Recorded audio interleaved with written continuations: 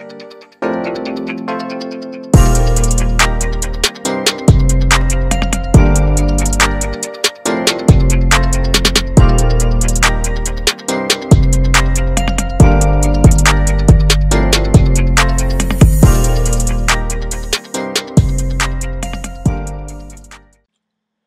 da da da da. Straight from the hip. Well, we are going to start off here first. We want to talk to Miss Felicia Goodson. I'm sure most people are aware of what's going on at the University of Iowa. Strength coach. Got some issues. Yep. So, if you could, talk about what's going on, what you're hearing. Of course, your son Tyler is at Iowa right now, so I'm sure he may have some firsthand, knowledge or something about what's going on. So please, if you could just inform us what's going on, and we can discuss it. Absolutely. So I guess late Friday night, early Saturday morning, some of the former players in the program, I guess, began a Twitter storm about some racial tensions, I guess, or experiences they had in the program. Specifically, they named a couple of coaches, but most of the allegations were our strength and conditioning coach. He has been in the program for over 21 years, so that's a very long time. I guess everything that's going on with this George Floyd protesting and, people speaking out kind of gave them the courage to come forward. It started with one tweet, and the other players, it just blew up overnight. So I guess our first thought was, at the time, Tyler was still at home when everything started happening, because he didn't leave until Sunday, was to have a conversation with him. And so when we had a conversation with him about his experience, he assured us that that was not his experience, and he had a great working relationship with Coach Doyle. From Tyler's view, Coach Doyle can be a little hardcore, but if you do what you're supposed to do, show it where you're supposed to be, then he doesn't really give you any problem. And so that was our first concern. And then it just started, some of the stuff that was coming out was just getting worse and worse and worse. And so I started talking to some of the parents, and actually the guy who originally tweeted the first tweet, he's a former running back at Iowa, and we had met him previously at a game, and he's kind of taken Tyler under his wing and mentored him. So I had met him previously, and he reached out to me and was just sharing some of his concerns and some of his experiences. And a lot of people might say, oh, well, some of the guys that came out, they're salty or whatever, but this particular kid was very successful in the program and went on to the NFL. So he's definitely not, one that should be upset with, the success he's had in the program. And then after speaking to him, I think it dawned on me that a lot of these guys didn't come forward because a lot of times these coaches do carry their futures in their hands. I mean, Coach Ferentz, I know for one, his word carries a lot of weight in the NFL and in the college arena. He's very well respected. And, I think you do fear, what if I do something wrong, or I say something wrong and I lose my spot, or, he goes and, says something to the NFL coach about I was, not coachable, or, whatever it has been. So I think it has, in some regard, kept them silent. So I felt like that we needed to take some action. And so, I was thinking about it, and I wanted to, create a coalition, not necessarily just for Black athletes, but just a minority athlete in general across all sports who may, be confronted with racism or inequality or whatever, where they'll have an outlet, possible legal support if need be. A lot of players' first resort is the transfer, the end of the transfer portal. That's not always the answer. You don't know if the place you're going to is not going to be a worse situation. So since that announcement, and it really just is right now an idea on paper. I haven't really put it all together, but I've had a flood of inboxes of people wanting to help. We've had attorneys.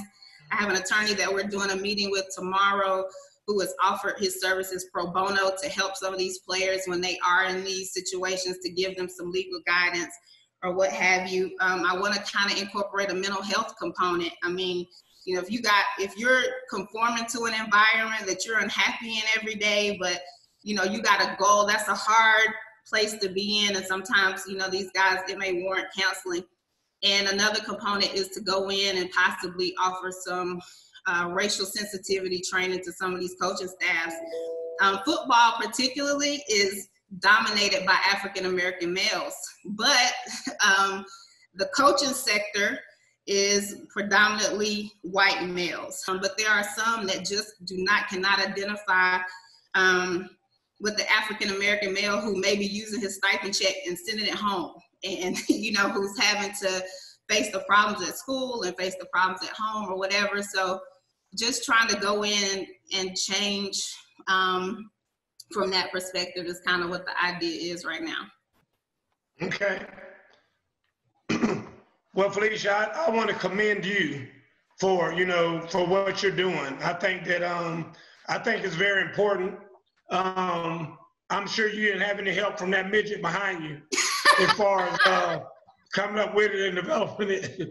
But we definitely need something like this. I think that, you know, I think that there's going to be a lot of folks who would utilize something like this if it were out there.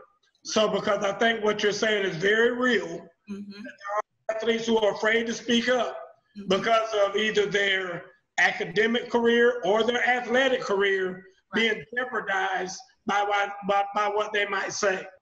You know, a lot of things too I've seen just from the fan base has been disturbing. You know, I saw one guy say, you know, isn't free education enough? You just need to shut up and play. And I thought, wow, like very common.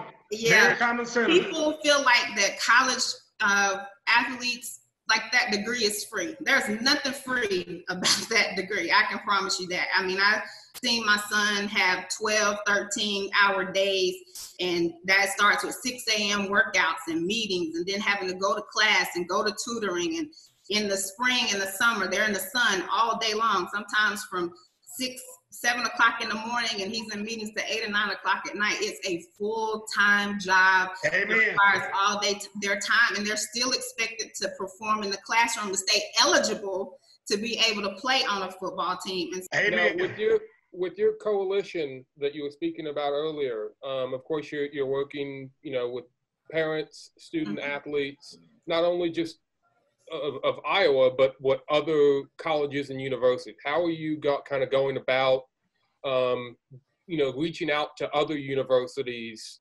Tyler himself, we came across a lot of, you know, coaches in his recruiting process. So part of that will be, you know, primarily networking. And Boo knows everybody in the industry. Who thought we would go all the way to Iowa and Coach Barnes calls him Mayor Mitchell? Like, he called him trash. He called him Trash Mitchell. That's what he called him.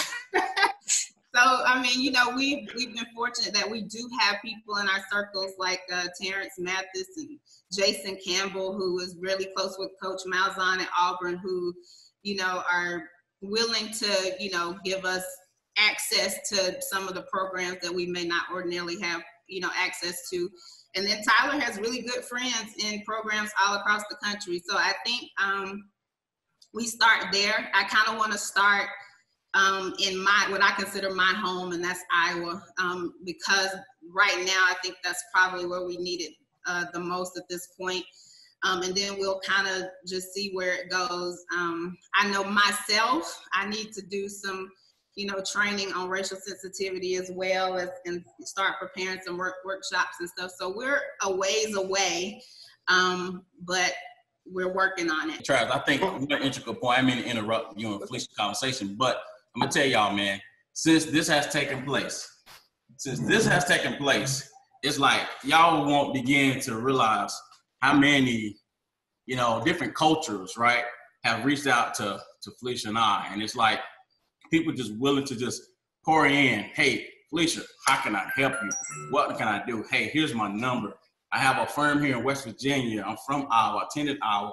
My firm is in Atlanta. So And then the executive strategies that's been in HR and corporate level, like, you know, that we are, they want to reach out, man, and just like, she didn't even know him. So it's just the heart and the love that has came about of all of this, right? And so I told her, I said, man, this thing is going to open the floodgates, because now that Black Lives Matter, people want to make things right. Right? They really want to make things right. And there's true, honest, good people out there that's willing to help facilitate it. Fee, I'm shocked you let your bodyguard talk this much. I was actually shocked by that. Fee, you have my support. I would love to be part of this. And I would do it, you know, without anything. If Mo is able to grow one hair on the top of his head, I would do it. You have my complete support. If you just show me one hair on the top of Mo's head, you got me. Hey, man. Hey, I grow all of my hair, dog. You know, one school I promise we will not go to is Vanderbilt. We will not go to that school whatsoever.